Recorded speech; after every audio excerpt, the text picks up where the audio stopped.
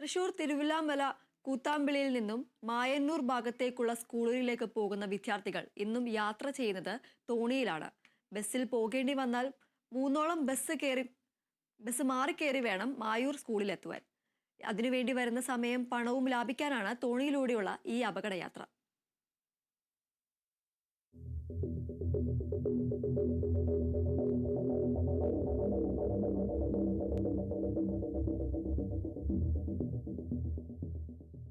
കുത്താമ്പുള്ളിയിൽ നിന്ന് വെറും 100 മീറ്റർ മാത്രം പുഴയ്ക്കപ്പുറമുള്ള സ്കൂളിലേക്കെത്താനാണ് വിദ്യാർത്ഥികൾ തോണിയിൽ യാത്ര ചെയ്യുന്നത്.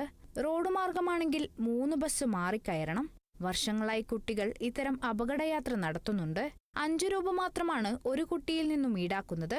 പല കുട്ടികളും പണം തന്നെ നൽകാറില്ല എന്നും സ്വന്തം മക്കളെപ്പോലെ കണ്ട് ഒരു സേവനമെന്ന രീതിയിലാണ് ഇത്തരം പ്രവൃത്തികൾ ചെയ്യുന്നതെന്ന് കടത്തുകാരൻ ഉണ്ണിക്കുട്ടൻ പറയുന്നു. ആ വരുന്ന കുട്ടികൾക്കും സുഖമില്ലുണ്ടെങ്കിൽ ഞാൻ തന്നെ കൊണ്ട് നോക്കണം. ഇവിടെ 2 വീട്ടിലേ ഉണ്ടോ.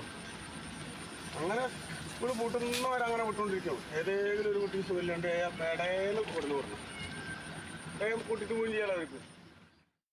ഏതെങ്കിലും വിദ്യാർത്ഥിക്ക് അസുഖം വന്നാൽ വഞ്ചിയിൽ തന്നെ മറുകര എത്തിക്കുന്നതും ഉണ്ണിക്കുട്ടനാണ്. വെറും 5 മിനിറ്റ് കൊണ്ട് വീടെത്താമെന്നുള്ളതുകൊണ്ടാണ് ഈ അപകടയാത്രയ്ക്ക് വിദ്യാർത്ഥികൾ തയ്യാറാവുന്നത്.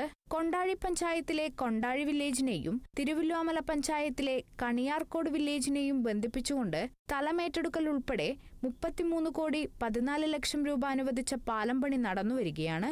അതേസമയം വഞ്ചിയുടെ അടുത്തേക്ക് പോകണമെങ്കിൽ പന്നിക്കൂട്ടം ഏറെയുള്ള ഇടുങ്ങിയ വഴിയിലൂടെ നടക്കേണ്ടതുണ്ട്. പന്നികളുടെ ആക്രമണ ഭീഷണിയും കുട്ടികൾ നേരിടുകയാണ്. വിദ്യാർത്ഥികൾക്ക് പാലത്തിലൂടെ നടന്നുപോകാനുള്ള സംവിധാനമെങ്കിലും ഒരുക്കണമെന്നാണ് നാട്ടുകാരുടെ ആവശ്യം. Kerala vision news, Thrissur.